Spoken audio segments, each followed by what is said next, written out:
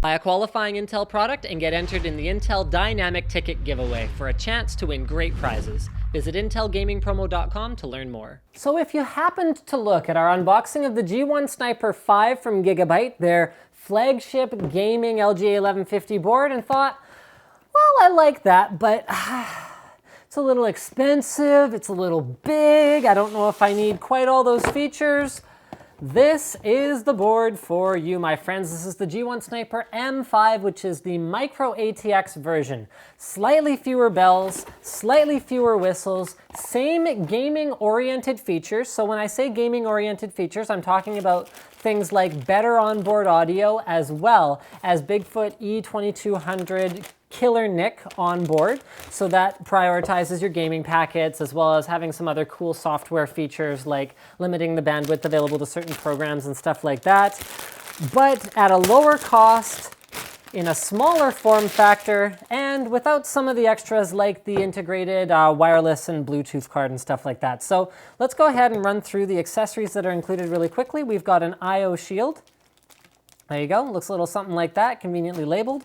We've got an SLI bridge. It's the flexible SLI bridge type, and actually that's kind of a unique layout for it. That's, okay, I'll talk more about the slot layout after. We've got 2 right angle SATA cables and 2 straight SATA cables, so a smaller accessory package, a Gigabyte sticker, a manual, a driver disc, download the latest off the Gigabyte website, and this right here, this is where shiz starts to really get real, guys, because when I say better onboard audio, I mean better onboard audio. So they're using Soundcore 3D, which is a creative technology. There's an audio processor here under what is a gold shield. However, it's sort of debatable how much of a difference that's going to make in terms of isolating it from EMI.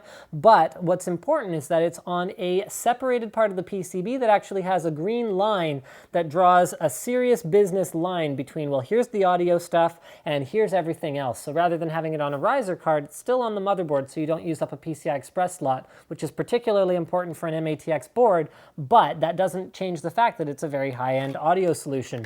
Now this right here is upgradable op-amp kit. Op-amp upgrade kit, that's what they call it. Sorry, excuse me.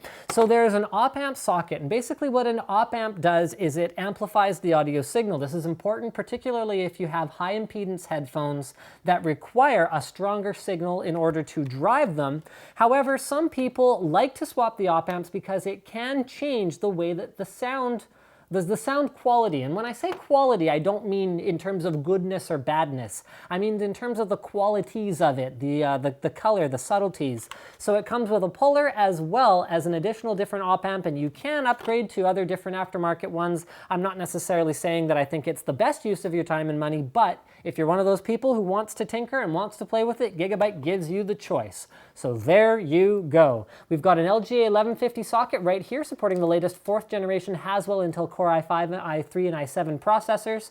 That means you've got full support for high-speed DDR3 memory running in dual channel, up to 32 gigs with the currently available 8 gig DIMMs that are on the market. We've got a high-end VRM solution under a pretty straightforward cooling solution that's got a Gigabyte branding as well as ultra durable branding on it. They are using what they're calling their durable black solid cap. So this is part of their whole ultra durable 5 concept, which includes better quality components, their 2-ounce copper PCB concept, as well as their glass fabric PCB, which should, in theory, make the boards more resistant to humidity, which might be more of a factor for people in climates other than where I live, but hey, it's good to have the features as opposed to not having them. There are 5 fan ports on the board itself, so there's CPU as well as CPU optional. Many people do use multi-fan cooling arrangements on their CPUs these days. And then down at the bottom, you find an additional 2, and then here where you'd plug in a fan at the back of your case, you find an additional 1. Your 8-pin connectors in its ideal location at the top left, and your 24-pin connectors in its ideal location along the right. Your onboard switches are up here at the top right. I like this better than having them down at the bottom of the board, and the reason is that particularly on an open test bench, and honestly even in a case, you start installing graphics cards down here, boom, all this is covered.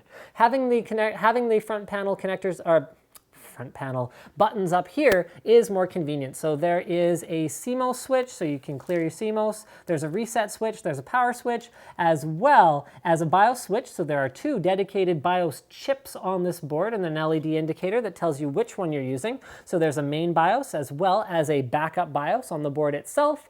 And then over here we've got voltage read points, which is extremely handy if you want to get into some extreme overclocking and you want to be able to get more accurate numbers than you can get out of the BIOS. A post indicator LED as well as a USB 3 front panel header round out the right side of the board with 6 SATA 3 6 gigabit per second connectors along the bottom right edge. This is enabled by Intel's new chipset that finally has lots of support for native USB 3 and native SATA 3. Very good, Intel. You're not too late on that one. Anyway, we've got our front panel connectors here, two front USB 2.0 ports, the audio which I talked about before, as well as, if I could find it, whatever, I can't find it. Anyway, there's a killer E2200 network chip on here somewhere that handles that prioritized gaming features and whatnot out of that Gigabit Ethernet port right there. Two USB 2.0 ports, four USB 3.0 ports, and a PS2 keyboard mouse combo port round out the USB on the back. We've got a DVI port, HDMI, another HDMI, and DisplayPort, which is a pretty complete complement of ports back there, as well as gold-plated 7.1 audio ports and an optical digital audio port. Now, I wanted to talk about those PCI Express slots. This one right here and this one are wired up for 16x or 8x, 8x operation, with this one wired up for 4x. That means you're going to want to carefully select your chassis if you want to run a dual graphics card configuration on this board, particularly SLI. Because SLI will not run in PCI Express slots 1 and 3 because NVIDIA specifies you have to have at least PCIe 8x operation. This slot right here is running off of the chipset, not directly off the CPU, and it is running at 4x speed. So make sure whatever case you use has an additional slot or an empty spot nearby so that there's room for this one to overhang if it's a dual slot card, which they pretty much all are these days.